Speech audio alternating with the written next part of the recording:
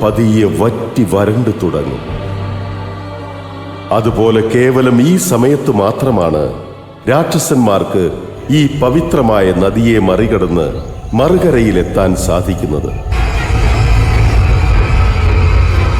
അന്നു മുതൽ രാക്ഷസന്മാർ ഈ അമൃതജലം കൈക്കലാക്കാൻ വേണ്ടി രൂപനഗരത്തിനു നേർക്ക് തുടർച്ചയായി ആക്രമണങ്ങൾ നടത്തിക്കൊണ്ടിരിക്കുകയാണ്.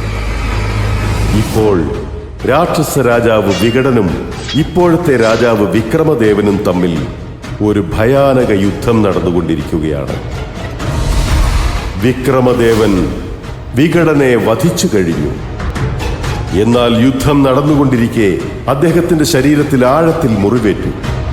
ആ വലിയ മുറിവ് കാരണം രൂപനഗരം വീണ്ടും ദുർബലമായി തീർന്നു. മുറിവേറ്റ വിക്രമദേവൻ യാഥാർത്ഥ്യം മനസ്സിലാക്കി.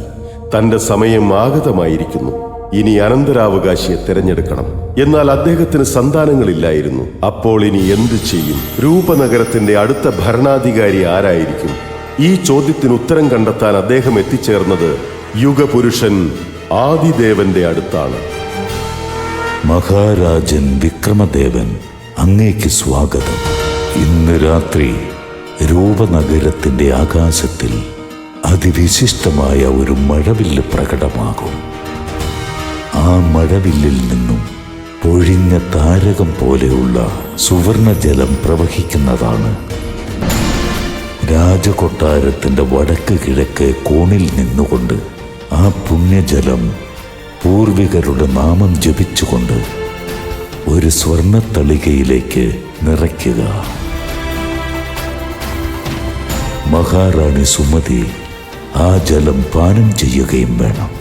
കൃത്യം 9 മാസങ്ങൾക്ക് ശേഷം പൗർണമി നാളിൽ ചന്ദ്രൻ പാടലവർണ്ണമാകുമ്പോൾ ആ ശുഭമുഹൂർത്തത്തിൽ മഹാറാണി രൂപനഗരത്തിന്റെ യഥാർത്ഥ അനന്തരാവകാശിക്ക് ജന്മം നൽകും. ഇതെന്താ പെൺകുട്ടി?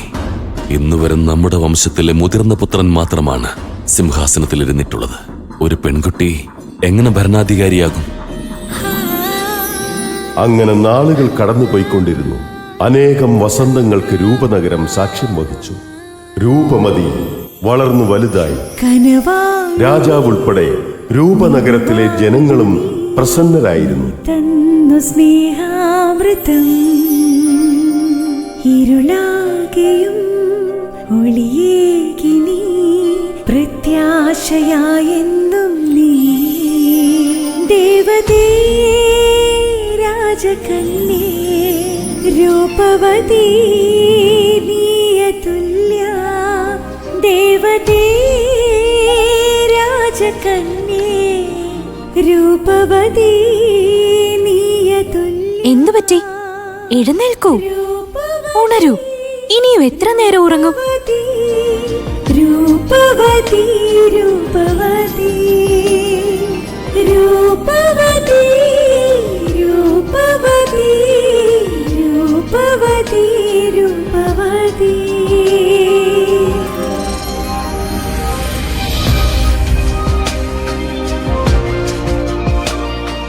ഓ, ഇപ്പോൾ മനസ്സിലായി. സൂര്യോദയം സംഭവിക്കുന്നത് വരേക്കും നിങ്ങളാരും നിദ്ര വിട്ട് ഉണരില്ലായിരിക്കും അല്ലേ?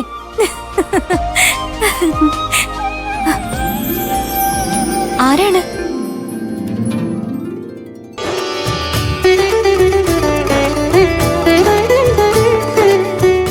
വിശാഖേ, നീയോ? നീ ശിരസിൽ എന്താണ് അണിയിച്ചത്? വർണ്ണപുഷ്പങ്ങളുടെ കിരീടം. സത്യം പറയട്ടെ രാജകുമാരി രൂപവതി, അവിടുത്തെ ശിരസിലുള്ള ഈ പുഷ്പങ്ങളുടെ കിരീടം അതീവ സുന്ദരമാണ്. യഥാർത്ഥ സ്വർണ്ണ കിരീടം അണിഞ്ഞാൽ പോലും ഇത്രയും ഭംഗിയുണ്ടാവില്ല.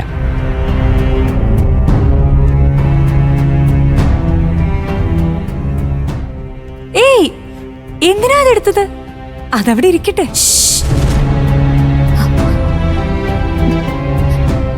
ശ്രദ്ധിച്ചു കേൾക്കൂ. നീ ഇത് ആരോടും പറയരുത്. രാജമകുടം രാജകുമാരിമാർക്ക് വേണ്ടിയിട്ടുള്ളതല്ല. അത് രാജാക്കന്മാരുടെ അടയാളമാണ്. രാജാവ്, അദ്ദേഹത്തിന്റെ കരങ്ങളിലാണ് ലോകത്തുള്ള സകല ശക്തികളും ഉള്ളത്. കാഴ്ചയിൽ ഗൗരവമുണ്ടായിരിക്കും, എന്നാൽ മനസ്സിൽ ദയയുടെ സാഗരവും. ജ്ഞാനം, ബുദ്ധി, വിചാരം എല്ലാ വിധത്തിലും പൂർണ്ണനായിരിക്കും. അതായത് എന്റെ സഹോദരൻ കുമാരദേവനെ പോലെ. അതുകൊണ്ടാണ് പറയുന്നത് കുമാരദേവൻ രൂപനഗരത്തിന്റെ രാജാവാകും. അവനേക്കാൾ